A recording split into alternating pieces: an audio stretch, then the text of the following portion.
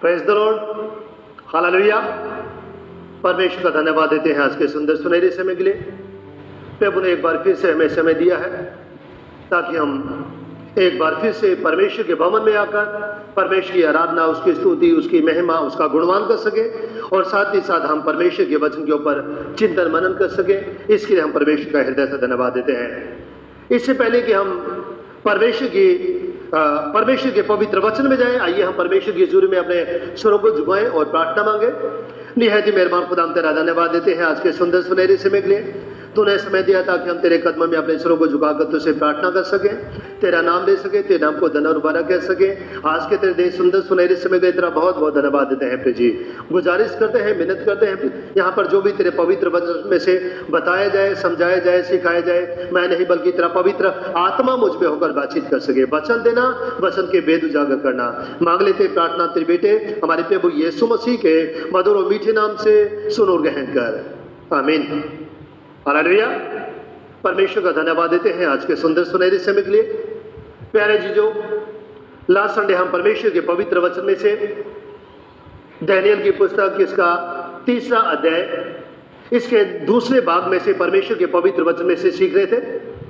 और हमने परमेश्वर के वचन में से सीखा कि नबूकदनेस्सर राजा एक सोने की मूरत खड़ी करवाता है और ऐलान करवाता है कि जब भी ढोल नगाड़ों की आवाज सुनाई दे, तरह तरह के बाजों की आवाज सुनाई दे, तो उसी समय तमाम देश के लोग उस मूरत के सामने झुककर उसको सिजदा करेंगे। और जो सिजदा नहीं करेगा वो धधकते हुए भट्टे की आग में डाला जाएगा। तमाम लोग उस मूरत को सिजदा करते हैं, लेकिन शद्रक, मेशक, अबेदनगो उस मूरत को सिजदा नहीं करते हैं। कसदी लोग राजा के सामने इन तीनों की चुगली करते हैं। राजा इन तीनों को बुलाता है और राजा इन तीनों को कहता है, क्या तुमने जानबूझकर ये काम किया है? और यदि अभी तुम तैयार हो, जब ये ढोल नगाड़े बजे, जब ये तरह तरह के बाजे बजे, उसी समय तुम झुककर इस मूरत को सिजदा करो तो तुम बचोगे, नहीं तो तुम धधकते हुए भट्टे की आग में डाल दिए जाओगे। ये तीनों राजा को जवाब देते हैं कि हे राजा, तुझे ज्ञात हो कि हम तेरे इस मूरत को सिजदा नहीं करेंगे और ना ही हम तेरे देवता को दंडवत करेंगे, क्योंकि हमारा परमेश्वर हमें तेरे हाथ से छुड़ाने की शक्ति रखता है और हमें इस धधकते हुए भट्टे की आग से भी बचा सकता है। और यदि नहीं भी तो हे राजा, हम तेरे इस मूरत को सिजदा नहीं करेंगे। हालेलुया।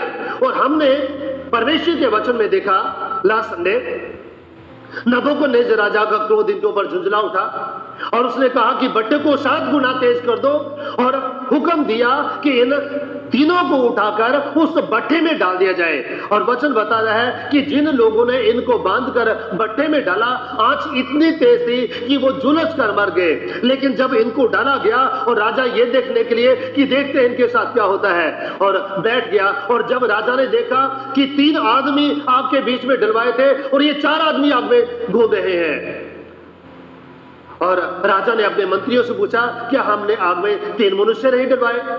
वो कहते हैं कि हाँ महाराज, 3 ही डलवाए हैं। वो कहता है फिर मैं देख रहा हूं आग में 4 मनुष्य घूम रहे हैं, और चौथा जो मनुष्य है उसका स्वरूप परमेश्वर के पुत्र के समान है।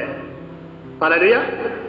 प्यारे जीजो, हम यहाँ पर वचन में देखते हैं, लास्ट संडे जो हमने देखा वो हमने वचन में देखा कि जब परमेश्वर ने इन तीनों का विश्वास देखा तो खुद परमेश्वर इन लोगों को बचाने के लिए वहां पर प्रकट हो गया और अपने पुत्र प्रभु यीशु मसीह को भेजा ताकि वो इनको बचा सके। और नबूकदनेस्सर राजा घबराकर उठ खड़ा हुआ और भट्टे के द्वार पर जाकर इन्हें आवाज लगाता है और कहता है, आए शद्रक, मेशक, अबेदनगो, बाहर आओ। और ये तीनों बाहर आते हैं और इनको चेक किया जाता है। ना ही तो इनके शरीर में से जलने की बू आई, ना इनके बाजू से, और ना इनके मोजों में किसी भी तरह की कोई गंध थी। और नबूकदनेस्सर राजा कहता है 28वीं आयत में, तीसरे अध्याय की 28वीं आयत में, नबूकदनेस्सर राजा कहने लगा, धन्य है शद्रक मेशक अबेदनगो का परमेश्वर, जिसने अपना दूत भेजकर अपने इन दासों को इसलिए बचाया कि इन्होंने राजा की आज्ञा ना मानकर तुझी पर भरोसा रखा और यह सोचकर अपना शरीर भी अर्पण किया कि हम अपने परमेश्वर को छोड़ किसी देवता की उपासना या दंडवत ना करेंगे। राजा कहने को मजबूर हो गया, परमेश्वर की महिमा करने को मजबूर हो गया कि इन लोगों का इतना तगड़ा विश्वास है, इतना बड़ा विश्वास है कि उन्होंने राजा की आज्ञा टाल दी लेकिन अपने परमेश्वर की बात माने और उस मूर्त के सामने सिजदा नहीं किया। आज हम चौथे अध्याय में चलेंगे। प्यारे जीजों, यदि हम इतिहास को पढ़े तो इतिहास में हम पाते हैं 4 बड़े संसार में साम्राज्य हुए हैं जिन्होंने पूरे संसार के ऊपर अपना राज्य स्थापित किया है। जो पहला साम्राज्य है वो है नबूकदनेस्सर राजा से लेकर कसदियों का साम्राज्य है। नबूकदनेस्सर राजा ने पूरे संसार के ऊपर अपना राज्य स्थापित किया और उसके बाद साइरस का राज्य है जो कि मादी फारसी सम्राट था। इन्होंने मादी फारसियों ने पूरे संसार के ऊपर अपना राज्य स्थापित किया। तीसरा था अलेक्जेंडर द ग्रेट, सिकंदर महान का साम्राज्य जो कि ग्रीस साम्राज्य कहलाया। इन्होंने पूरे संसार के ऊपर अपना राज्य स्थापित किया और उसके बाद चौथा साम्राज्य जो था वो था रोमी साम्राज्य जिन्होंने पूरे संसार के ऊपर अपना राज्य स्थापित किया। हालांकि और भी बहुत सारे लोग आए जिन्होंने पूरे संसार के ऊपर विजय प्राप्त करने की ठाने लेकिन वो नहीं कर सके। ये 4 महान साम्राज्य हुए हैं जिन्होंने पूरे संसार के ऊपर अपना राज्य स्थापित किया। और नबूकदनेस्सर राजा के बारे में परमेश्वर का वचन कहता है कि नबूकदनेस्सर का साम्राज्य पूरे संसार में फैला हुआ था। इसीलिए नबूकदनेस्सर चौथे अध्याय की पहली आयत में कहता है, नबूकदनेस्सर राजा की ओर से देश देश और जाति जाति के लोग और भिन्न भिन्न भाषा बोलने वाले जितने सारे पृथ्वी पर रहते हैं उन सभी को यह वचन मिला। हालेलुया।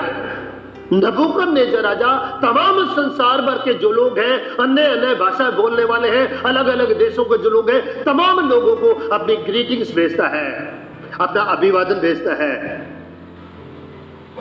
और आगे लिखा है, तुम्हारा कुशल क्षेम बढ़े। अपनी ग्रीटिंग्स तमाम संसार के लोगों तक अपनी ग्रीटिंग्स भेजता है एक राजा होने के नाते, क्योंकि उसका राज्य पूरे संसार में प्रचलित था, पूरे संसार में फैला हुआ था। इसी तरह की जो ग्रीटिंग्स हैं, यदि हम पौलुस के जीवन के बारे में देखें, पौलुस जब अलग अलग कलीसियाओं को लेटर लिखते हैं, पत्र लिखते हैं, चाहे वो कुलुसियों की कलीसिया हो, फिलिपियों की कलीसिया हो, गलातियों की कलीसिया हो, कहीं की भी कोई भी कलीसिया हो, उनको जो लेटर लिखता है उसके स्टार्टिंग में ही अपनी ग्रीटिंग्स उनको देता है। जैसा कि गलातियों की पत्री इसका पहला अध्याय इसकी 3री आयत में लिखा है, परमेश्वर पिता और हमारे प्रभु यीशु मसीह की ओर से तुम्हें अनुग्रह और शांति मिलती रहे। इसी तरह की जो ग्रीटिंग्स है यहाँ पर नबूकदनेस्सर राजा पूरे संसार के लोगों को भेज रहे हैं। और दूसरी आयत में लिखा है, मुझे यह अच्छा लगा कि परम प्रधान परमेश्वर ने मुझे जो जो चिन्ह और चमत्कार दिखाए हैं उनको प्रकट करो।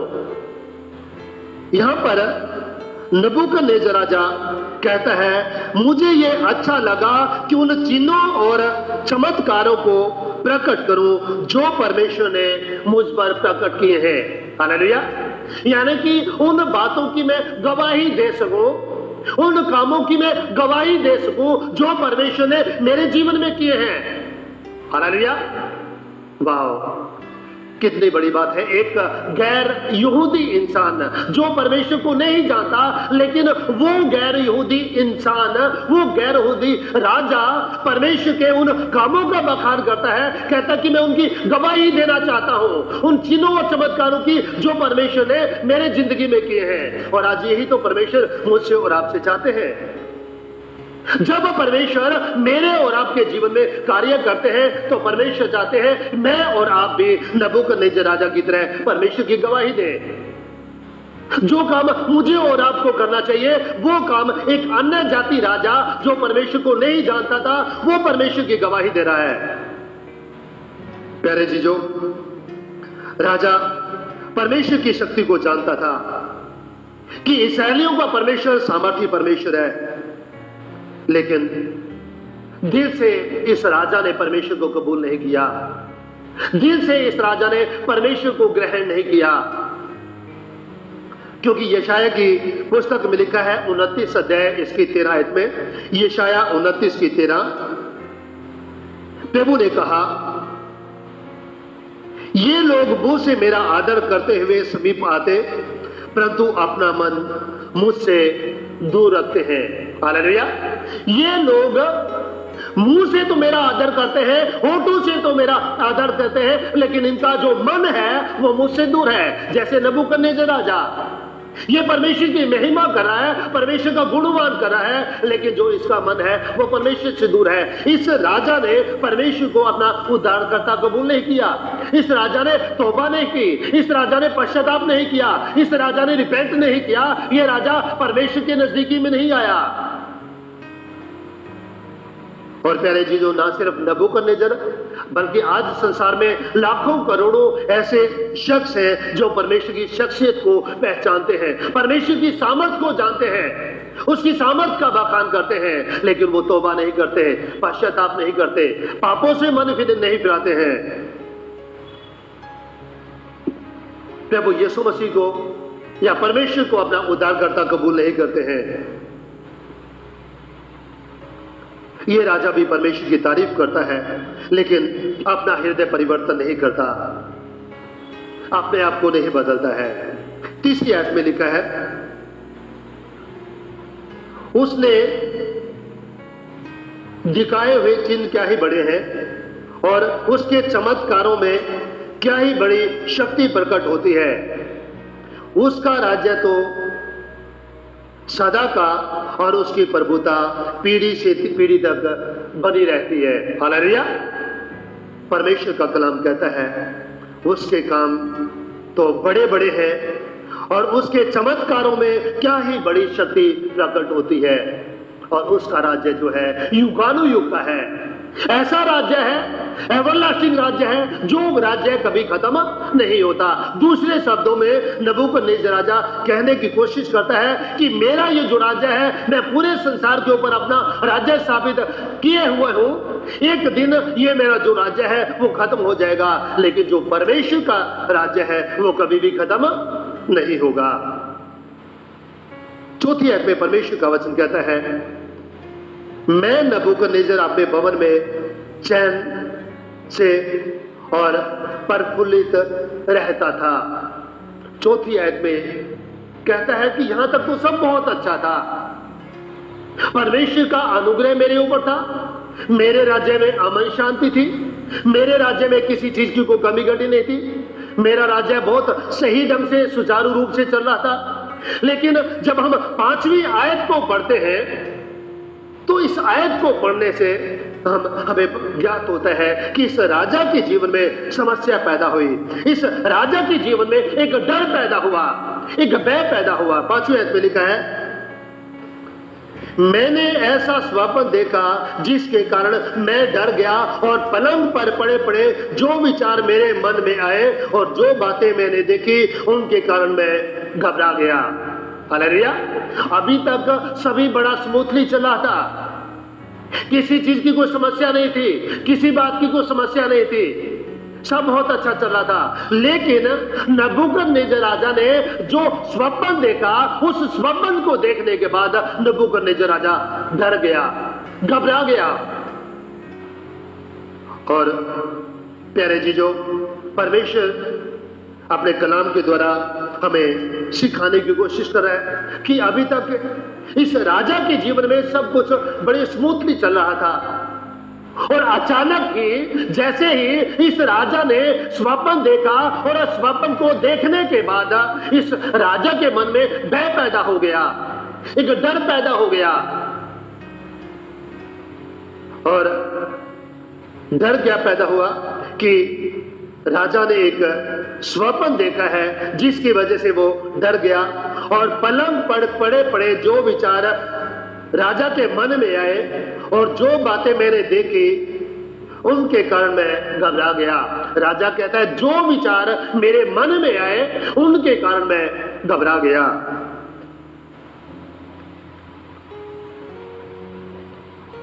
आगे परमेश्वर का वचन हमें सिखाता है, 6वीं 7वीं आयत पढ़े तो, तब मैंने आज्ञा दी कि बेबीलोन के सब पंडित मेरे स्वप्न का फल मुझे बताने के लिए मेरे सामने हाजिर किए जाए। हालेलुया। नबूकदनेस्सर राजा तमाम पंडितों को बुलाता है कि जो मैंने स्वप्न देखा है उस स्वप्न का अर्थ मुझको बता सके। और जो जो लोग बुलाए गए, 7वीं आयत में लिखा है, जब जोशी, तंत्री, कसदी और होनहार बताने वाले भीतर आए और मैंने उनको अपना स्वप्न बताया, परंतु वे उसका फल ना बता सके। हालेलुया। राजा कहता है कि जो पंडित हैं, जो तांत्री हैं, जो कसदी हैं, होनहार बताने वाले हैं, वो बुलाए जाए ताकि वो मेरे स्वप्न का फल बता सके। दूसरे अध्याय में हम देखते हैं, दानियेल की पुस्तक 2रा अध्याय, नबूकदनेस्सर राजा एक स्वप्न देखता है और स्वप्न देखने के बाद इन तमाम कसदी लोगों को बुलाता है, पंडित लोगों को बुलाता है, तांत्रिक लोगों को बुलाता है और इनको कहता है कि मैंने एक स्वप्न देखा है, तुम मेरा स्वप्न भी बताओ और उसका अर्थ भी बताओ। और ये लोग राजाओं को कहते हैं कि हे महाराज, संसार भर में ऐसा कोई राजा नहीं हुआ है, ऐसा कोई हाकिम नहीं हुआ है जिसने अपने पंडितों से, ज्ञानियों से, तंत्रियों से, टोना करने वालों से इस तरह का सवाल किया हो जैसा आप पूछ रहे हैं। अपने लोगों को अपना स्वप्न बताओ, तब उसको हम उसका उत्तर बताएंगे। राजा के सामने ये लोग बड़ी बड़ी डींगे मार रहे हैं। लेकिन यहां पर 4थे अध्याय में हम देखते हैं, नबूकदनेस्सर राजा फिर एक स्वप्न देखता है और इन्हीं लोगों को बुलाता है, इन ज्योतिषियों को बुलाता है, इन तांत्रियों को बुलाता है, इन पंडितों को बुलाता है और इनको अपना स्वप्न बताता है। और इनको बताता है कि मैंने ये स्वप्न देखा है। उस दिन तो तुम बड़ी ढींगे मारे थे कि हमें अपना स्वप्न बताओ, आज मैं तुम्हें अपने स्वप्न बताता हूं, आज तुम मेरे स्वप्न का अर्थ बताओ। लेकिन प्यारे जीजों, इन पंडितों में से, इन ज्योतिषियों में से, इन तांत्रिकों में से कोई भी राजा को उसके स्वप्न का अर्थ नहीं बता सका। 8वीं आयत में परमेश्वर का वचन कहता है, अतः अंत में दानियेल मेरे सम्मुख आया, जिसका नाम मेरे देवता के नाम के कारण बेलशस्सर रखा गया था और जिसमें पवित्र ईश्वरों की आत्मा रहती है। और मैंने उसको अपना स्वप्न यह कहकर बता दिया। हालेलुया। वचन कहता है कि इन पंडितों के बाद दानियेल आया और दानियेल मेरे सम्मुख आया, जिसका नाम मेरे देवता के नाम पर बेलशस्सर रखा है। हालेलुया। बेलशस्सर यानी कि बाल देवता, जो कि बेबीलोन का सबसे महान देवता कहलाया जाता था, उसके नाम से दानियेल का नाम बेलशस्सर रखा गया। और कहता है, वचन कहता है, और जिसमें ईश्वरों की आत्मा रहती है।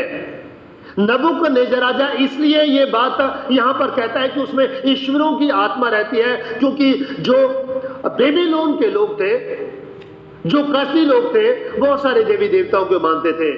बेबीलोन के बहुत सारे देवी देवता थे, मिस्र के जो लोग हैं उनके बहुत सारे देवी देवता थे, जो पैलेस्टाइन के लोग हैं उनके बहुत सारे देवी देवता थे। लेकिन प्यारे जीजो, जो यहूदी लोग हैं उनका सिर्फ एक ही देवता था, उनका सिर्फ एक ही परमेश्वर था, और परमेश्वर यहोवा परमेश्वर था। हालेलुया। वो उसी यहोवा परमेश्वर को मानते थे और उसी यहोवा परमेश्वर की आत्मा दानियेल के अंदर थी। देवी देवताओं की आत्मा नहीं थी, बल्कि यहोवा परमेश्वर की आत्मा दानियेल के अंदर थी। इसलिए परमेश्वर के वचन में लिखा है, यदि हम 1 कुरिन्थियों इसका 3रा अध्याय इसकी 16 आयत पढ़े तो वचन में लिखा है, 1 कुरिन्थियों 3 की 16 में लिखा है, क्या तुम नहीं जानते तुम परमेश्वर का मंदिर हो और परमेश्वर का आत्मा तुम में वास करता है। क्या तुम नहीं जानते कि तुम परमेश्वर का मंदिर हो? किसको कह रहा है? विश्वासी लोगों को, उन लोगों को जो परमेश्वर में होकर अपनी जिंदगी को गुजारते हैं, जो परमेश्वर के पीछे चलते हैं, जो परमेश्वर को अपने जीवन में पहला स्थान देते हैं, उनको परमेश्वर का वचन कह रहा है क्या तुम नहीं जानते कि तुम परमेश्वर का मंदिर हो और परमेश्वर का आत्मा तुम में वास करता है, और उसी परमेश्वर का आत्मा दानियेल के अंदर वास करता था। और इसलिए यहां पर राजा कहने को मजबूर हो गया और कहता है कि तुझ में पवित्र ईश्वरों की आत्मा रहती है और तू किसी भेद का कारण नहीं घबराता, इसलिए जो स्वप्न मैंने देखा है उसे फल समेत मुझे समझा दे। हालेलुया। नबूकदनेस्सर राजा कहता है कि जो स्वप्न मैंने देखा है उसको फल समेत मुझे बता दे। 10वीं आयत में लिखा है, जो दर्शन मैंने पलंग पर पाया वह है, मैंने देखा कि पृथ्वी के बीचों बीच एक वृक्ष लगा है, उसकी ऊंचाई बहुत ही बड़ी है। कहता है कि मैंने एक दर्शन देखा और दर्शन में यह देखा कि पृथ्वी के बीचों बीच एक बहुत बड़ा पेड़ है, बहुत बड़ा वृक्ष है। और यह वृक्ष कौन है? राजा नबूकदनेस्सर। और कहता है मैंने देखा कि पृथ्वी के बीचों बीच एक वृक्ष लगा है, उसकी ऊंचाई बहुत बड़ी है। वह वृक्ष बड़ा होकर दृढ़ हो गया और उसकी ऊंचाई स्वर्ग तक पहुंची और वह सारी पृथ्वी की छोर तक दिखाई पड़ता था। इतना बड़ा वो वृक्ष हो गया कि पूरे संसार में दिखाई देता था। यानी कि ये जो नबूकदनेस्सर राजा है, इसकी प्रतिष्ठा इतनी बढ़ गई, इसका साम्राज्य इतना बढ़ गया कि पूरे संसार में इसका साम्राज्य फैल गया। उसके पत्ते सुंदर और उसमें बहुत फल थे, यहां तक कि उसमें सबों के लिए भोजन था। उसके नीचे मैदान के सब पशुओं को छाया मिलती थी और उसकी डालियों में आकाश की सब चिड़ियां बसेरा करती थी और सब प्राणी उससे आहार पाते थे। हालेलुया। कहने का तात्पर्य यह है कि ये जो पेड़ है, ये जो नबूकदनेस्सर राजा है, इसका जो साम्राज्य है पूरे संसार में फैला हुआ था और तमाम लोग इसके ऊपर आश्रित थे। ये स्वप्न का पहला हिस्सा है। अब हम दूसरे हिस्से के ऊपर चिंतन मनन करेंगे। आगे लिखा है, मैंने पलंग पर दर्शन पाते समय क्या देखा कि एक पवित्र पहरवा स्वर्ग से उतर आया। उसने ऊंचे शब्द से पुकार कर कहा, वृक्ष को काट डालो। हालेलुया। स्वप्न का ये दूसरा हिस्सा है। कहता है मैंने पलंग पर दर्शन पाते समय क्या देखा कि एक पवित्र पहरवा स्वर्ग से उतरा और उसने ऊंचे शब्द से पुकार कर कहा कि वृक्ष को काट डालो। कौन से वृक्ष को काट डालो? नबूकदनेस्सर को। किसको काट डालो? नबूकदनेस्सर का जो घमंड है उसको काट डालो, उसका जो अहंकार है उसको काट डालो। न सिर्फ नबूकदनेस्सर का, बल्कि संसार में बहुत सारे ऐसे लोग हैं जो आज अपने घमंड में चूर हैं, अपने अहंकार में चूर हैं, अहम में चूर हैं। उनका घमंड काटा जाएगा इसी तरह। क्योंकि मत्ती की इंजील इसका 3रा अध्याय इसकी 10वीं आयत पढ़े तो यहां पर लिखा है, इसलिए जो पेड़ अच्छा फल नहीं लाता वह काटा और आग में झोंका जाता है। जो पेड़ अच्छा फल नहीं लाता वह काटा और आग में झोंका जाता है। आगे परमेश्वर का वचन कहता है,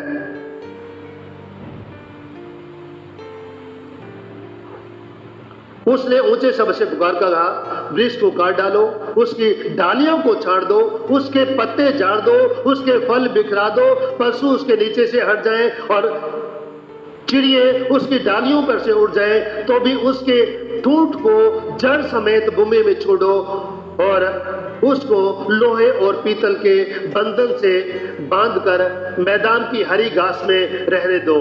वह आकाश की ओस से भीगा करे और भूमि की घास खाने में मैदान के पशुओं के संग भागी हो। हालेलुया।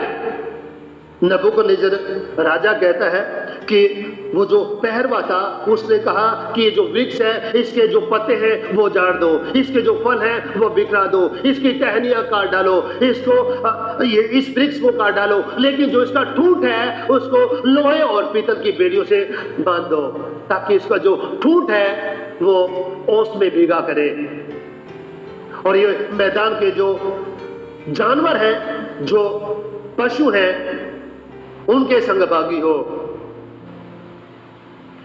प्यारे चीजों, 16वीं आयत में परमेश्वर का वचन कहता है, उसका मन बदले और मनुष्यों का न रहे, परंतु पशु का सा बन जाए और उस पर 7 काल बीते। हालेलुया। परमेश्वर कहता है कि ये जो वृक्ष है, यानी कि नबूकदनेस्सर की परमेश्वर का वचन बात कर रहा है कि जो इसका मन है इसकी बुद्धि भ्रष्ट हो जाए, इसकी बुद्धि जानवरों के समान हो जाए और 7 काल इसके ऊपर बीते, 7 वर्ष तक इसकी बुद्धि ऐसी की ऐसी रहे, जानवरों के समान रहे। और आगे लिखा है, यह आज्ञा पहरवे के निर्णय से और यह बात पवित्र लोगों के वचन से निकली कि जो जीवित है वे जान ले कि परम प्रधान परमेश्वर मनुष्यों के राज्य में प्रभुता करता है और उसको जिसे चाहे उसे दे देता है और वह छोटे से छोटे मनुष्य को भी उस पर नियुक्त कर देता है। हालेलुया।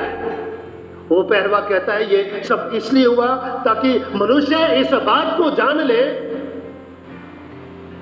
कि परम प्रधान परमेश्वर मनुष्यों के राज्य में प्रभुता करता है और जिसको चाहे परमेश्वर उसी को वो राज्य दे सकता है, चाहे वो छोटा हो या बड़ा हो। ये परमेश्वर की मर्जी है किस गद्दी पर किसको बिठाना है, चाहे वो मंत्री हो चाहे वो संतरी हो, ये परमेश्वर की मर्जी है। और 18वीं आयत में लिखा है, मुझ नबूकदनेस्सर राजा ने यह स्वप्न देखा, इसलिए हे बेलशस्सर तू इसका फल बता, क्योंकि मेरे राज्य में और कोई पंडित इसका फल मुझे समझा नहीं सकता, परंतु तुझ में तो पवित्र ईश्वरों की आत्मा रहती है, इस कारण तू उसे मुझे समझा सकता है। हालेलुया। तीसरी बार नबूकदनेस्सर राजा ये बात कहने को मजबूर हो गया कि तुझ में ईश्वरों की आत्मा रहती है, इसलिए वो जो स्वप्न है उस स्वप्न का अर्थ तू ही बता सकता है और कोई नहीं बता सकता। ये पंडित नहीं बता सकते, जोशी नहीं बता सकते, तांत्रिक नहीं बता सकते, क्योंकि उनमें ईश्वरों की आत्मा नहीं रहती। तुझ में ईश्वरों की आत्मा रहती है और तुझ में वो शक्ति है, तुझ में वो सामर्थ्य है। तेरा परमेश्वर महान परमेश्वर है और तू उसे बता सकता है। और प्यारे चीजों, एक समय आया आगे जब हम आने वाले इतवार को इसके बारे में और सीखेंगे, तो परमेश्वर का वचन बताता है कि दानियेल राजा को उसका अर्थ समझाता है कि इसका क्या अर्थ है।